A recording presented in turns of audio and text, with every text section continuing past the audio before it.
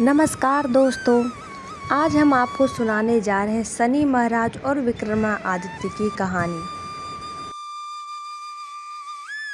कई हजारों साल पहले स्वर्ग में 9 ग्रहों के बीच एक सवाल को लेकर झगड़ा होने लगा।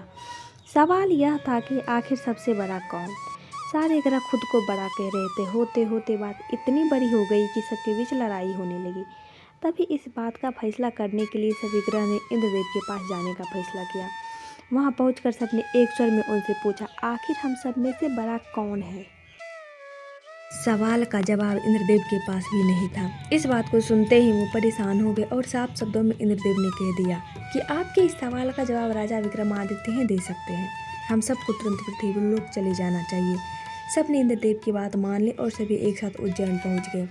वहां पहुंचकर सारे 9 ग्रहों ने इंद्रदेव से पूछा गया सवाल। राजा से पूछा गया कि आखिर सबसे बड़ा कौन है। ऐसा सवाल सुनकर राजा भी हैरान हो गए। उनके मन में हुआ कि हर ग्रह की अपनी एक खासियत है। हर कोई किसी न किसी धातु का देव कहलाता है और सबकी शक्तियाँ अलग अलग और प्रभावी है। अगर किसी को बड़ा और किसी को छोटा कह दिया तो बड़ी मुश्किल हो सकती है। सोचते सोचते विक्रमादित्य के दिमाग में एक तरकीब आई। उन्होंने सभी ग्रहों का आसन बनवा कर लगा दिया। हर धातु के गुण के हिसाब से आसन लगाए गए थे, जैसे कि सोना, चांदी, कांसा, तांबा, सीसा, रांगा, जस्ता, अभ्रक और लोहा। अब इन आसनों में उनके स्वामी को बैठने के लिए कहा गया। सब एक एक करके अपने सिंहासन पर आकर बैठ गए। उनके बैठने के बाद राजा विक्रमादित्य बोले कि आप लोगों के सवाल का जवाब तो खुद ही मिल गया है। अब जो सबसे आगे बैठा है वही सबसे बड़े हैं। इस बात को सुनते ही आखिरी सिंहासन पर बैठे शनिदेव को गुस्सा आ गया। गुस्से में शनिदेव ने विक्रमादित्य से कहा, तुमने मुझे सबसे पीछे बैठाकर मेरा अपमान किया है। तुम्हें मेरी शक्तियों का अंदाजा नहीं है। मैं तुम्हें पूरी तरह से खत्म कर दूंगा। उन्होंने आगे कहा कि सूर्य किसी राशि में 1 महीने, चंद्रमा किसी राशि में 2.25 दिन, मंगल एक राशि में 1.5 महीने, बुध व शुक्र 1 महीने, बृहस्पति 13 महीने ही रहते हैं। इन सब के मुकाबले में किसी भी राशि में 7.5 बनकर 7 साल तक रहता हूँ। कई देवता मेरे प्रकोप से पीड़ित है। भगवान राम को भी 7.5 का प्रकोप झेलना पड़ा। इसी वजह से वो जंगल गए थे। रावण भी 7.5 की वजह से लड़ाई में मारा गया। और अब तुम्हारी बारी है। तुम भी मेरे प्रकोप से नहीं बच पाओगे। यह सब देखकर अन्य ग्रहों के देवता चले गए और शनिदेव भी नाराज होते हुए आगे निकल गए। इतना सब कुछ होने के बाद विक्रमादित्य परेशान थे, लेकिन वो पहले की तरह ही अपनी जनता के लिए न्याय करते रहे और वो आनंद से अपना जीवन जीने लगे। पर शनिदेव अपना अपमान बिल्कुल भी नहीं भूले थे। बदला लेने के मन से एक दिन शनिदेव घोड़ा व्यापारी के रूप में उज्जैन पहुंचे। वहां पहुंचते ही उन्होंने खबर फैला दी कि उनके पास खूब तेज दौड़ने वाले घोड़े हैं। इस खबर के मिलते ही राजा ने घोड़े का ख्याल रखने वाले अश्वपाल को कहा कि जाओ उससे घोड़ा खरीद कर ले आओ। वो गया और देखा कि घोड़े काफ़ी कीमती है। फिर विक्रमादित्य खुद गए और एक ताकतवर घोड़ा पसंद कर लिया। उसके बाद घोड़े की गति को देखने के लिए विक्रमादित्य उस घोड़े पर सवार होने लगे। तभी घोड़ा हवा में तेजी से दौड़ा और राजा को जंगल ले जाकर छोड़ दिया। जंगल से राजा अपने नगर वापस आने का रास्ता ढूंढने लगे। उन्होंने कई घंटों तक रास्ता ढूंढा, लेकिन उन्हें रास्ता नहीं मिला और वो भूख प्यास से तड़पने लगे। कुछ ही देर में उन्हें एक चरवाहा दिखा। उससे राजा ने पानी मांगकर पी लिया और पानी के बदले उसे अपने सोने की अंगूठी दे दी। उसके बाद राजा रास्ता पूछते हुए एक नगर पहुंचे। वहां सामने ही राजा को एक सेठ की दुकान दिखी। वो कुछ देर के लिए वहां बैठकर उस सेठ से बातें करने लगे। उसी वक्त सेठ की दुकान की चीज़ें बहुत तेज़ी से बिकने लगी। सेठ को लगा कि राजा उसके लिए भाग्यशाली है, इसलिए वो उन्हें अपने घर खाना खिलाने के लिए ले गया। घर पहुंचकर सेठ कुछ देर के लिए राजा को एक कमरे में छोड़कर बाहर गया। वहां राजा ने एक खूंटी पर हीरे का हार लटका हुआ देखा। तभी एक घंटी बजी और देखते देखते खूंटी उस हार को निगल लिया। ये सब देखने के बाद राजा बड़ा हैरान हुआ। कुछ देर बाद सेठ वहां आया तो उसे वो हार नहीं दिखा। तभी उसे विक्रमादित्य पे हार चोरी करने का शक हुआ। सेठ ने इसकी शिकायत उस नगर के राजा को कर दी।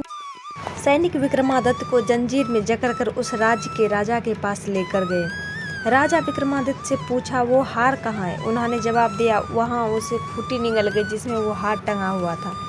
इस बात को सुनते ही राजा गुस्से से लाल हो गए। राजा जवाब से संतुष्ट नहीं थे, इसलिए विक्रमादित्य को हीरे का हार का चोर घोषित करते हुए हाथ पांव काटने की सजा सुना दी। सैनिक ने राजा का आदेश मानते हुए विक्रमादित्य के हाथ पांव काट कर उसे यूं ही सड़क पर छोड़ दिया।